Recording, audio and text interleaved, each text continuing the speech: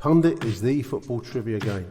Every sale using the code LIONS at checkout now gives a whopping 40% discount, plus a £10 donation to the Lions Food Hub. Visit punditgames.co.uk to order your copy. punditgames.co.uk, code LIONS.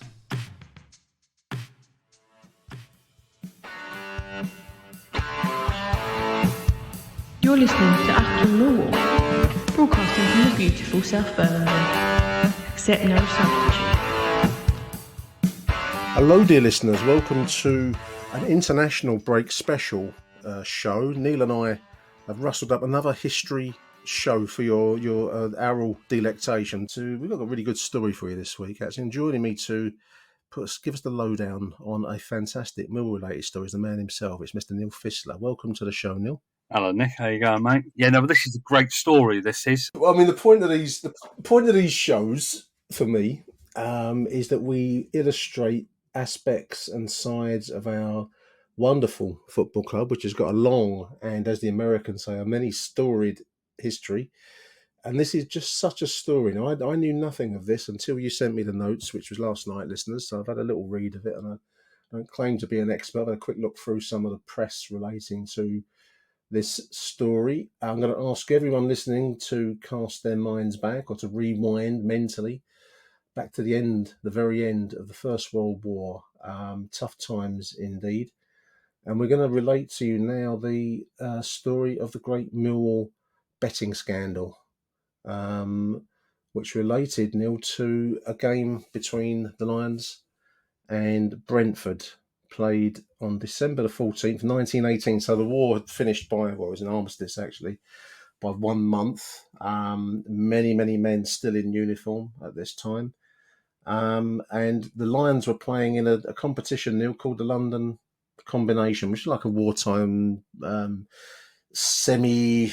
it wasn't professional even. It was just like a casually organised league in a sense for players and servicemen moving through London, really, wasn't it? The London Combination. Yeah, the London Combination was actually, I think, founded, I think it was 1916-17, and the idea was that all London clubs played each other 4 times. So you play everybody home and away a couple of times. But actually, Nick, this wasn't the only betting scandal that I personally have heard of involving Millwall. Believe it or not, I was told by a player that when we lost to Worcester City in December 58 in an FA Cup second round game, Worcester of the Southern League, they beat Millwall 5-2. Right. And okay.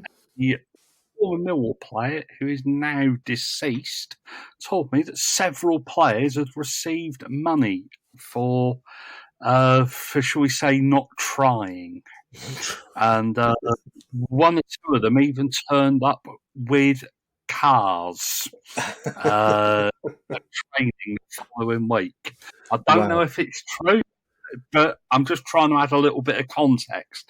And I was also told that in the 1963-64 season, when we were battling against relegation to Division 4, weren't we, I think, back then? Yeah. That we'd lost, I think it was our last game of the season. We'd lost 4-1 at Mansfield. And we needed Queen's Park Rangers to beat Barnsley. And I think that Millwall would have stayed up.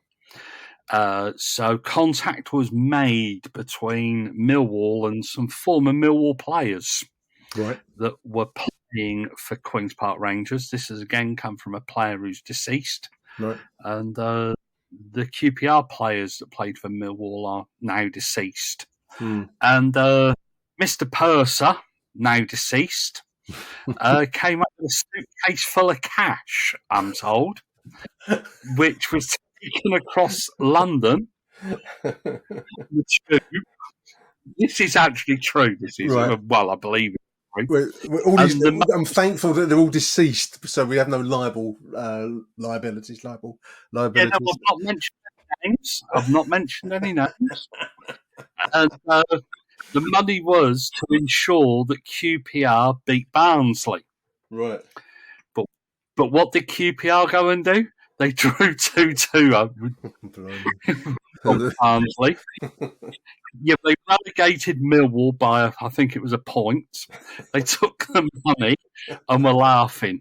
But obviously, in the 60s, there was a lot of betting scandals in football. Probably the biggest and most well known was the Jimmy Gould match fixing scandal in the early 60s when he induced England internationals Tony Kay and Peter Swan, amongst others, to bet on fixed matches. There's actually a very good documentary or drama documentary made about this. When 11 players on both sides of the border were jailed, and I think that Tony Kay and Peter Swan were banned sine die. And this was huge news because they were both England internationals. And as far as I can remember, the bans weren't lifted until really early in the 1970s. So they served a considerable ban. Yeah. And so it's something that's always been around English football, I guess. And Millwall. I mean, I was just gonna make that point at a side point, I suppose, Neil, that it's sport and betting, and you could take all sports. Everyone listening to this show will have heard of the various fixes and match fixing and situational betting that you get in cricket. This time, we're talking about the scandal of 1918 in a moment, listeners. At that time, you'd have had in America the famous World Series fixing, which was also arranged via mob connections. So gambling and betting have bedeviled. Boxing, Neil, has been bedeviled by betting and gambling influences. Really, over there's nothing new in this, is there? No, absolutely not. And this was a season where Millwall, it wasn't one of our best seasons. As you mentioned, it was right at the end of World War One. If anybody has a look in Richard Lindsay's complete record, the number of players that played for Millwall that season, it must be 50 players. But I just happened to have the very book open on as a bit of prep, listener. So we do some prep for this show. And I've just been looking, but it's fascinating, Neil, because you're right. Look at the number of players. Some of the team sheets that Richard's got in here, and these are London combination games, league games of sorts. But in many cases, there's no real record of players that played in the side. There's many missing names from the grid, from the team sheet grid. Only where maybe a press report has mentioned a name, they've been able to include them. So. It was a shiftless. Many were in uniform. One of the lead names in this story is Dougie Thompson was a Canadian. He's in the Canadian Army. Played for Millwall. So, but these were the times. So, I was just going to go on one of my little speeches, Neil, that about. These listeners will know my little speeches about tough times and low pay. Because these would have been. I was doing some of the calculations of some of the sums of money in modern terms, and they're comparatively small sums, really, in modern terms for what you're putting on the line. But then my mind also reminded me that betting still exists in the sport now. We've only just seen, Ivan Toney. Named in the England squad after having been suspended for partaking in gambling activities online, obviously in the modern times. So, and he's a very, very well-paid young man. So it doesn't seem to matter. Maybe it's human nature. I don't know, but it doesn't seem to matter how poorly you're paid. It doesn't seem to relate to the income. It's the chance to make some more. I don't know. It's greed. I don't know what the driver is. There's no relationship to stardom. It's not a poverty-driven thing. I think that's probably what I'm struggling towards. I don't know if you'd agree with that. And no, I would. I think that betting is a scourge of football, isn't it? You look at the Premier League now, and a lot of teams have got betting companies on the fronts of their shirts. And I know that when Saturday comes, the fanzine, they won't take betting adverts. No. Neither will the Price of Football podcast. They've been offered, so they claim money. Neither will AchtungMillwall listeners. We've been offered money. Been offered advertising links with various betting names over the time. I mean, you know, you might struggle to believe that, but I have had contacts at times, and I always say no to them. I can't control what goes on the front end adverts of these shows because that's done through the provider. But you know, I think you can choose what you. And I don't want to sound like I'm some kind of monk here, Neil, but I don't believe the gambling industry is a terribly good influence. I mean, I'm thinking of the cricket that we both like. I mean, there was the famous the Pakistani boys that were you know bowling no balls to order, weren't they, a few years ago now? But they they lost their livelihoods. But and I would have said there that probably guys from their background, I'm going to guess they were from you know village rural Pakistan, would have the money they were making, which was possibly moderate, but would have gone a long way for their families in their homeland. So I find it fascinating how people will fall for this, no matter how much or how little perhaps that they're making. Let's get on to the 1918 scandal. We've got a few. We've mentioned one player in the drama already. We've got Douglas Thompson, a Canadian army military man, playing for Millwall during his service at the end of the First World War. He's located in London, wasn't he, Dougie Thompson? Yeah, I think he was a member of the Canadian Army Pay Corps or something based in Millbank in central London. Yeah. Anybody knows Millbank is where the Labour Party used to be based. So I think he was working there. It wasn't a particularly good season for Millwall. That makes a change, doesn't it? I think in the London combination, we'd lost 7 of our first 8 games, which, God, yeah, can you imagine if we'd lost 7 of our first 8 games now? Row it out. That's very much so. Rob can mention very quickly later, right at the end of the podcast. Yep. This was actually his first season in charge. Took over from Bert Lipson at the start of this season. We would have axed one of our legends if we'd have got rid of him at that point. But you're right. I mean, also the crowds. I mean, this is First World War time, listeners. But not only are we playing consistently losing football here, but we're playing in front of 4,000 or 5,000 people at Coldblow Lane. And there were good reasons for that. But, it was tough times. I think that's probably the best way to put it, Neil. This wasn't an easy start or an easy season by any stretch of the imagination.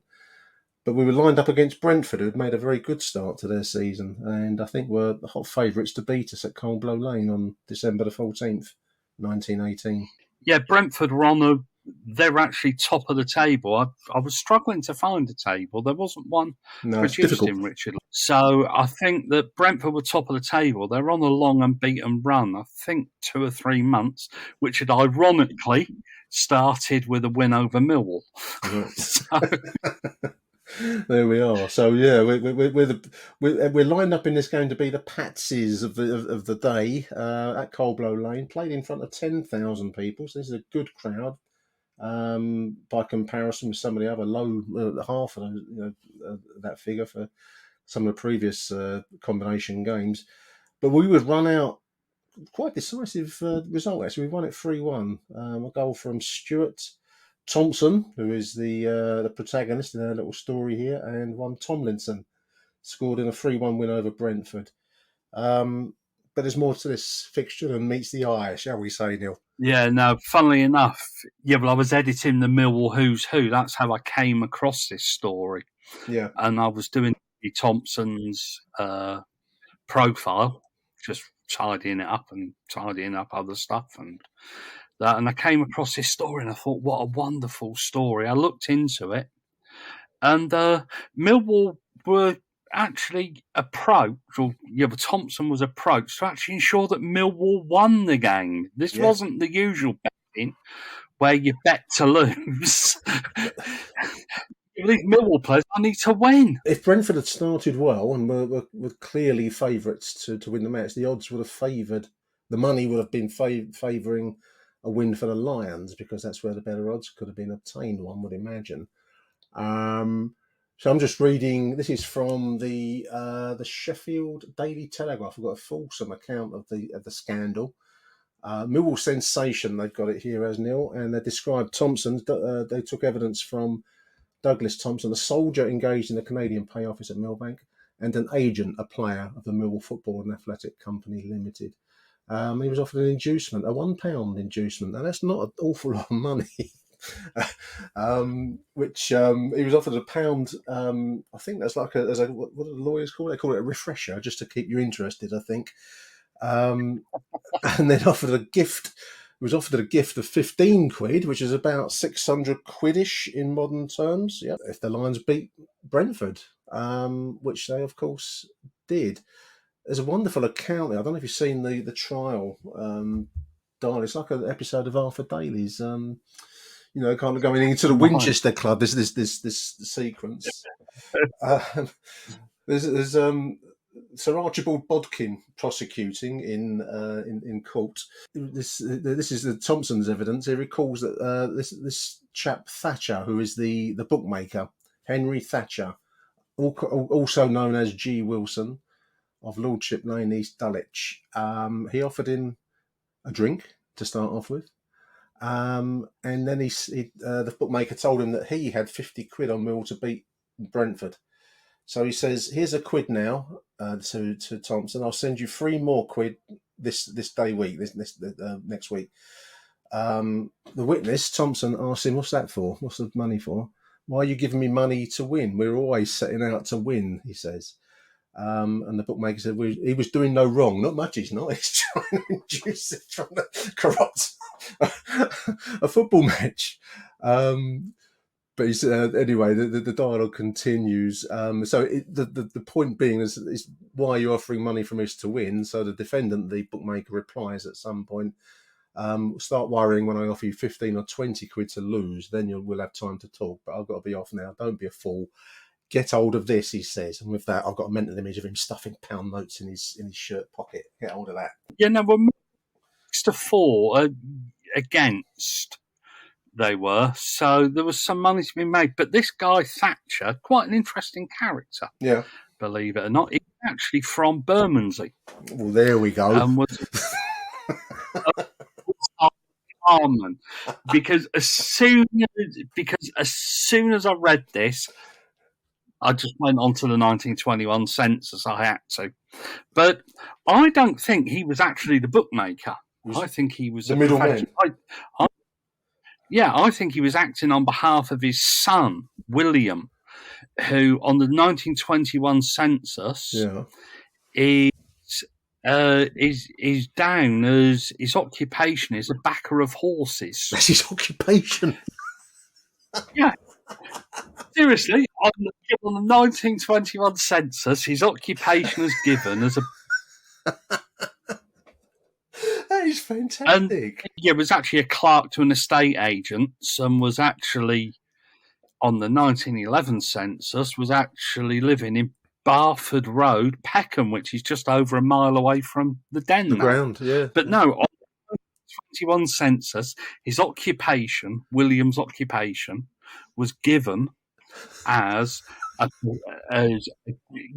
backer of horses. So to that mind, old Henry, who was living with his son and his daughter-in-law in Lordship Lane, which made him so easy to find, described as a retired carman, which I think was something to do with trams. Yeah, I think that it was like a car. Yeah, that's right. A driver of a tram, I think, something, or conductor, maybe something like that. My theory is he was only the middleman, right, between his son, the wide boy's son, and these. But that's only supposition on my behalf. Thankfully, he's probably long dead and can't sue me, the son. So, well, let's hope not. Let's hope not.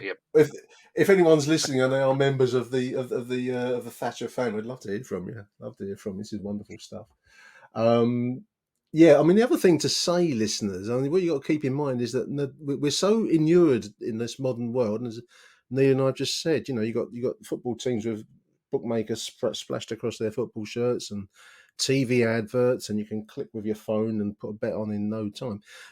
Betting at this time, street corner betting particularly, was illegal and was the province of villainy, and it was the dark underbelly of London at this time, and those that placed bets were technically crossing a line. My own grandfather loved to bet, listeners, but you had to use a pseudonym. You had to have like a betting name. You couldn't use your own name for fear of the police finding you. So if you was to place a bet, you would normally get your children, as in my uncle, was to run down to the local street corner with your bet and some money, obviously, and your name on it, and you would use a pen name, Neil, and his name was Gus. His real name was John, but he used the pen name Gus. That's all he was known as. And Gus would put X on a dog, a horse. I don't know about football. I don't know if that was a betting, but clearly there was a market. But that was how it was done. It was illegal. Well, there was no betting shops. It was not as easy by any stretch. And we've become so I don't know, embedded. It's become embedded in our society in a way that it was never used to be. Anyway, I've digressed. One question, Nick. What happens if you have more than one Gus? I think the thing was my grandfather was it was a personality. Everyone knew who Gus was. If there was another Gus, Gus changed his name. That's how it worked. It's that kind of Gus. You became, I don't know what, Tom, Herbert, I don't know anything, but there was only one Gus. It was that very local, built on knowledge and connections. It's a very. He was from Lambeth, but it's similar to Bermondsey in that way. Yeah, but the more you look into this story, Nick, and the thought has just occurred to me, actually, that this must be pretty organised, because you didn't have the telephone back then. No.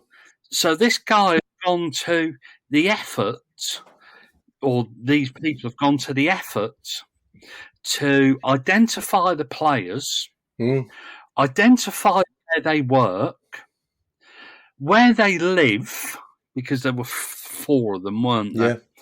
And gone to the effort to actually visit the house. I think Dick Griffiths, who later became a union official in the docks in East London, the spiritual home of Millwall, was actually employed by the Port of London Authority. And Thatcher called it his home before the Brentford game. So this wasn't a slapdash. No, far from it. Do it on the wing type of bet. They must have surveyed these players, probably followed them, or even paid somebody else off to find out where these people live. They must have had an idea they were bendable as well. They must have had an idea that they could make an approach, and it didn't work out as they may have expected, because the approach was reported to our directors, Thomas Thorne. We'll come on to him in a moment, actually. I've got a little account of him here. But no, they must have had some idea or some sense that they were going to meet a willing audience when willing, confederates in this scheme. But you're right. I mean, it would have been organised. It was bookmaking was the province, and veered between the world of it probably was more it veered into the villainy, criminal. It was not a straight kind of profession. I mean, the man who put job as backer of horses was clearly a man of some influence, I think. So, but Dick Griffiths, he didn't live near Millwall, he lived in Plaistow, I think. You've got to make an effort to go and find him. So that just shows the scale and the effort that went into tracking these people and tracing them. It wasn't like they all lived in 100-yard radius of Millwall's ground. No. This guy Thompson was a Canadian soldier. I think he was Scottish, but served in the Canadian forces. army. Yeah. But he was in Millbank, so there's more to this story than meets the eye. Unfortunately, it was 105 years ago. Yeah, we won't get to the bottom of it.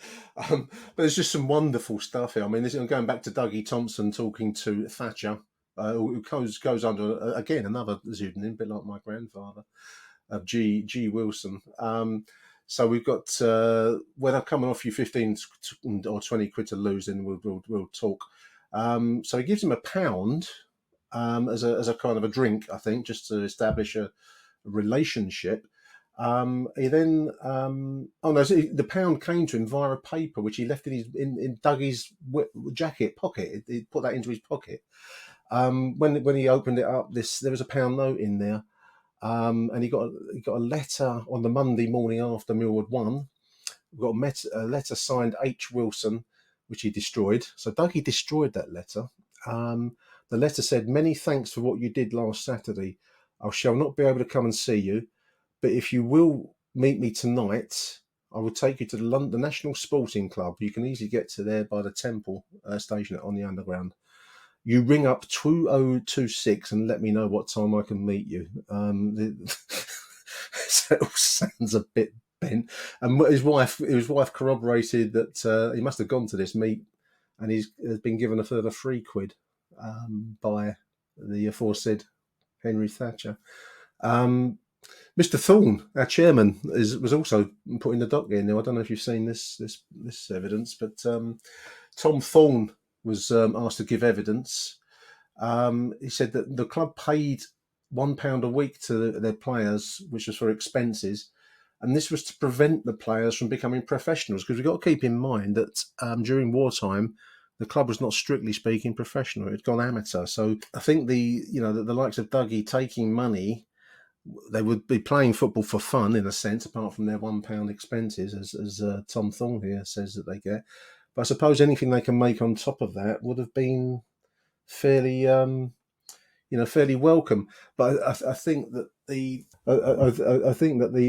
corruption part comes in actually the betting pyramid that's been built on top of it almost. So Tom Thorne is asked, "Do you always try and win matches?" He says, "Yes, we do." Sir Edward replies, "I see you lost 32 matches last year to Laughter in Court." The name of Millwall caused some hilarity in court. Sir Edward says, "Do you know what 1, 2, 3 on a horse race means?" "Yes," says Tom Thorne. So Sir Edward says, "So you know all about that, but you do not know that the public are betting on Millwall." And more laughter in court. So I think he was made to look a bit of a prize pudding in court there, Tom Thorne. But yeah, the end result was that Mr. Thatcher was convicted. I don't know that the player was. I think the player reported the approach, so therefore he wouldn't have done anything wrong. I don't know about the taking of money. I don't know how they would have gone with that. But yeah, well, I think he gave the money to Tom Thorne, didn't he? That would have made him very popular with Thorny, wouldn't it? Yeah. Because Thatcher was found guilty and he received a £50 fine and £100 towards costs as a substitute for imprisonment. So he was fined in total £150, including costs. 3 months suspended. It would have been considerable money. Yeah, well, if £60 was the equivalent of what did you say? £60 was £15 was the equivalent of £150. If you take that £50 fine plus £100 towards costs to avoid going in the nick, listeners, then £150 in 1919 is the equivalent of £6,129. That would have hurt Mr. Thatcher and his son, because that's a lot of horses he would have had to back to make that £6,000 back, wouldn't it? That would have hurt his pride. Fascinating story. Let's have a quick look at Dougie's Millwall career. We don't really have numbers on this because he was only a passing through player. But he played for, in Canada, he played for a team called Minnedosa FC, Winnipeg Scottish. Played for the Canadian Paycor, Dundee Violet, Millwall Athletic in 1919. Then he went to Aberdeen, Grimsby, and finished up at Dartford. And he seems to have finished his days living in Crayford. And became a builder's costing clerk in Crayford. Fantastic. That's a great story, Neil. He passed away in 1943 in the midst of the Second World War, aged 50. Yeah, 51 when he died in the Second World War. That's the great Millwall. Quite an amazing. It's a fantastic story. The great Millwall betting. I think you're right. I mean, it's naive to think that sport generally, but certainly a club like Millwall would have been unaffected by gambling and its influence on the game. But it's great to have it laid out in chapter and verse there in those dark, difficult times just after the First World War. So it just makes you wonder what would have happened if he hadn't have reported the approach, and well, if he'd actually kept the money, would it have laid them open to even more? Yeah, well, maybe that was the forerunner because they actually won 3 games. I think they beat Tottenham the week after. So So was this part of a better thing that you increased the odds on Millwall Possible. on some kind of run? We've gone from losing to winning and drawing. I mean, the form changes quite dramatically. Shows you what the power of money can do, listeners, doesn't it? Oh, dear. You were not money to lose again. There we are. That's the great betting scandal for a great find, Neil. I've enjoyed looking at that one. That was a fantastic story. Achtung, Millwall. I've got another post-war thing here for us to mull over briefly. This is, as we're going into an international break weekend, listeners, so I thought I'd have a look and see what I could find that had an international flavour at least. And this is interesting little tournament in a way. It's played at the end of the season. It was a friendly tournament, part of the Festival of Britain. Now, anyone who lives in London will know the South Bank, which is the Festival Hall, Royal Festival Hall. You've got the National Theatre there. You've got galleries, Hayward Gallery. There's all sorts of stuff over there. And that was all constructed in the post-war period as a means of trying to enliven the country after, the Second World War and the destruction that had taken place. And as part of the Festival of Britain, which was in 1951, there was a post-season football exhibition tournament, which Millwall took part in, amongst the other clubs around the country. There's a spread of names here. In some international games, but there was basically an invite tournament featuring British, Scottish, we've got a Dutch club here and Belgian. So there's a range of clubs from various European countries. I imagine it was kind of a, celebrate the peace idea. I think there was one or two German sides in there to, show them the way back and all that kind of thing. But I found three results from the Festival of Britain. Played strangely at the end of the 1950-51 season. So you've played a solid football season and you've got a tournament to play straight afterwards.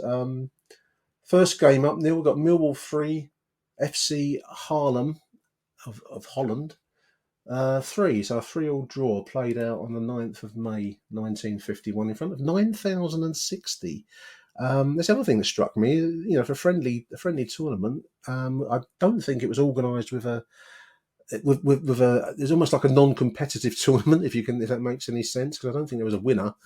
It was more the joy of playing in the Festival of Britain. But 9,000 people turned out to watch this 3-3 draw, and I found that there weren't many press reports of the games, but I found one here. This I think is from the Daily Herald. Millwall draw with speedy Dutch visitors. Millwall could not have got their Festival of Britain ball rolling with a better team than Holland's HFC Harlem, with double A, Harlem, who visited the Den on Wednesday evening. There was never a dull moment. In a game of constantly changing fortunes and fast end-to-end football, the result was worthy of the occasion. It must be admitted, however, that the visitors scored the more orthodox goals. So we've got goal scorers from Jacobs from Harlem, going one up. Then 2 minutes later, a centre forward, Frank Neary, rushed in, drawing goalkeeper Jay Schneiders out of goal and passed him into the net. Neary hesitated before goal and then walked in the ball when he heard no whistle. We've then got goals from Meertens, another goal for Neary. We'll take the lead with Jimmy Constantine. And then find a late equaliser for one Jacobs to make it 3-3. So an entertaining game, I think, probably in spirit of the friendly essence of the tournament. It would get a bit less friendly because it's Millwall nil as it goes along. A game against Dundee, a 2-1 win in midweek on the 12th of May in front of 16,000. Midweek game against Dundee United. No press report for that other than a short paragraph in the Dundee Courier that I've got here saying that Millwall's goals were scored by Short, a right half.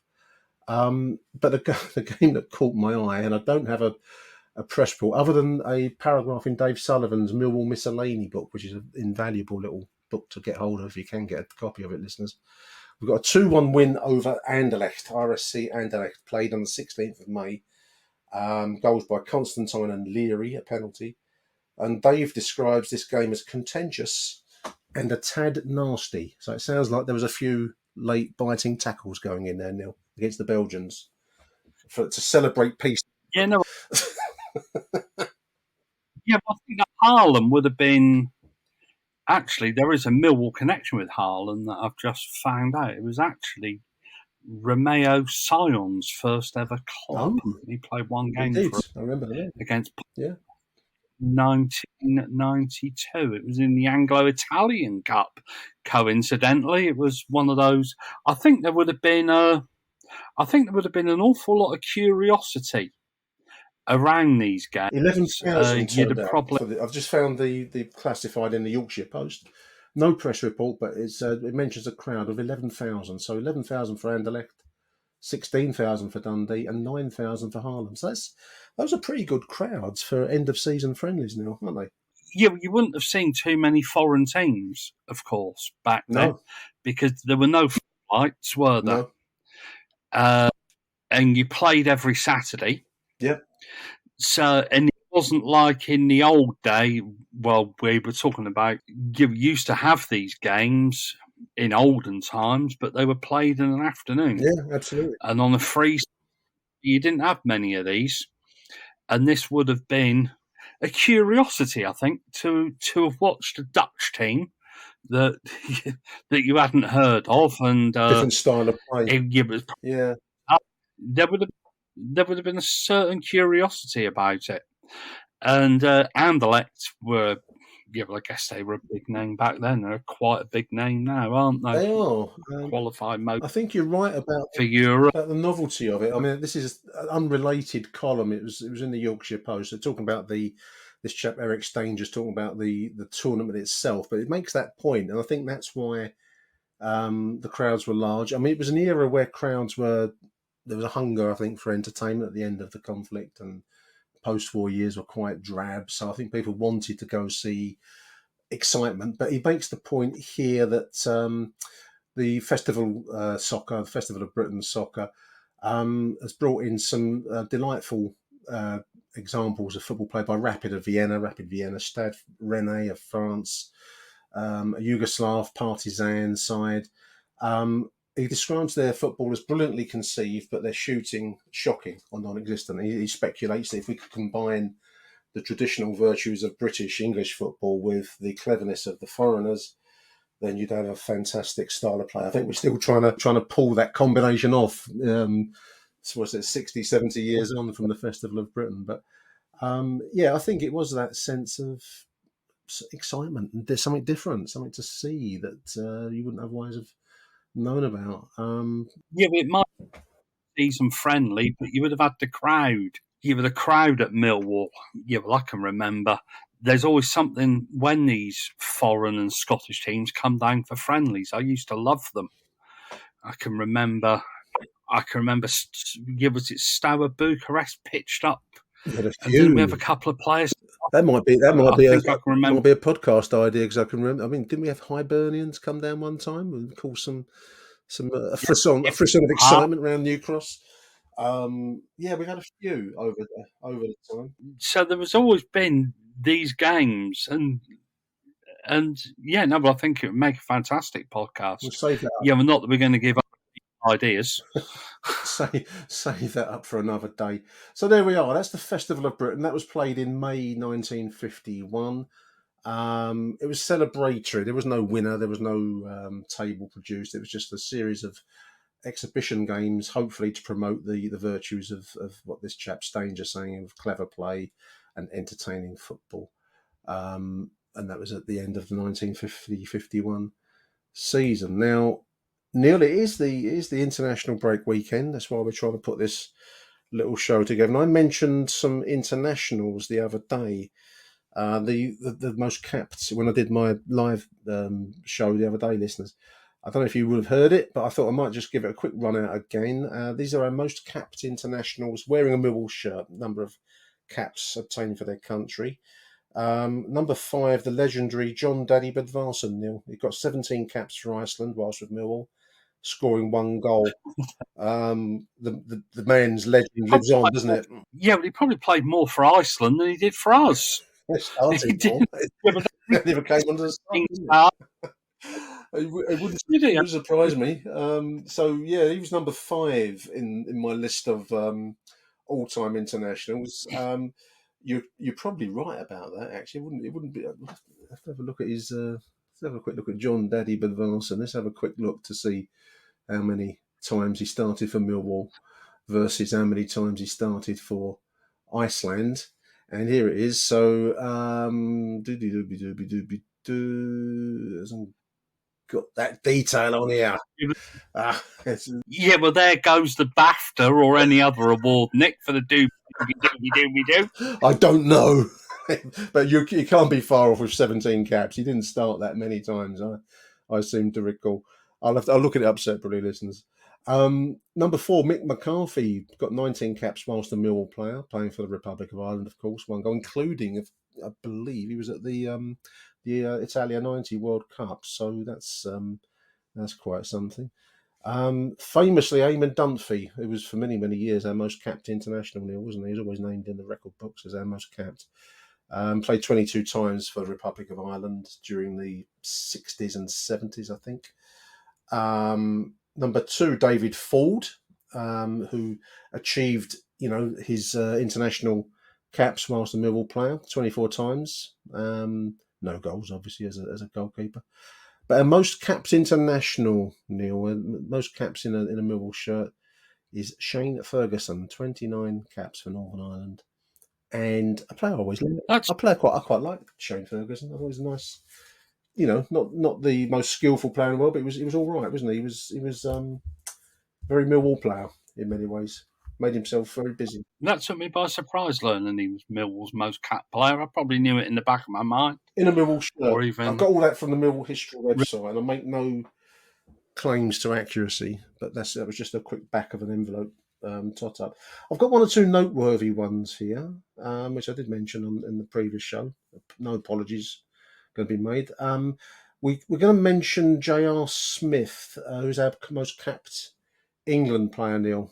2 caps for England in the 1930s in home international. 2 goals for the Three Lions, J.R. Smith. And I've got his biography here from a fascinating book called Millwall Who's Who. I don't know who wrote it. James Christopher Reginald Smith played 138 games for the Lions between 1935 and 1946, so late 30s, and then wartime football. He scored 26 goals for us. He was born in Battersea in 1912 and passed away as recently as 2004. He was an electrical engineer. Reg Smith played for Hertfordshire, won the Spartan League before joining the Lions. He was part of the team that reached the FA Cup semi-final in 1937 and went on to win the 3rd Division South title a year later. Then was obviously, as with so many players, Neil, the war intervened, really, didn't it? I mean, it took away probably the prime years of maybe his career after that success. But he was capped, a member of the RAF, and capped during the Second World War as an international. He retired to work for Singer Business Machines after the end of his career. Rich J.R. Smith, and he's our most capped England player. Just to actually correct you, he's actually our joint most capped England Apologies. player. We've had 8 players who have won 10 England caps. Harry Roberts, not the one that the fans sing about these. Dick Hill.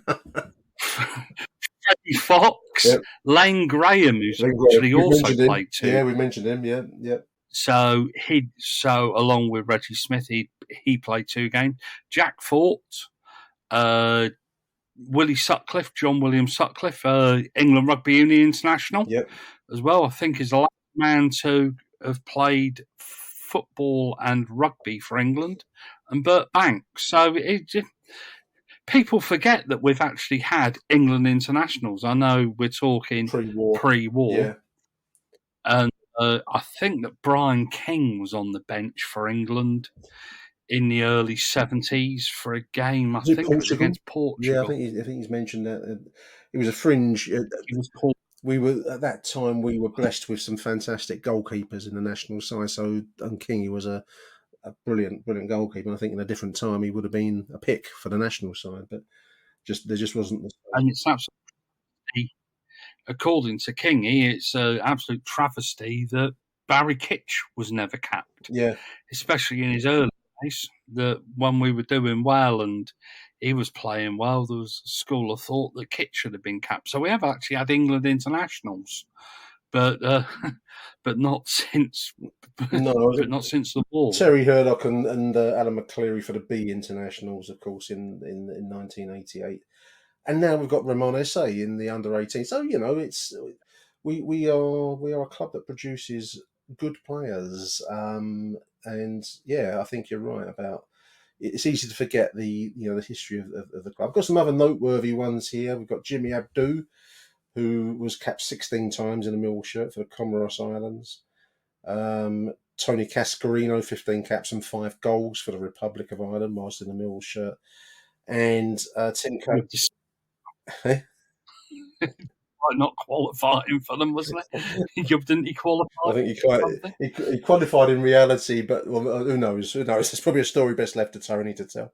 And then finally, Tim Cahill for Australia, 5 caps for the Aussies, 6 goals in their time. So those were the noteworthy ones that I picked out on my little list. I did read that out the other day, but it's good to have Neil to correct me where I fell short. There's no one to correct me when I'm in the den, waffling into my voice recorder.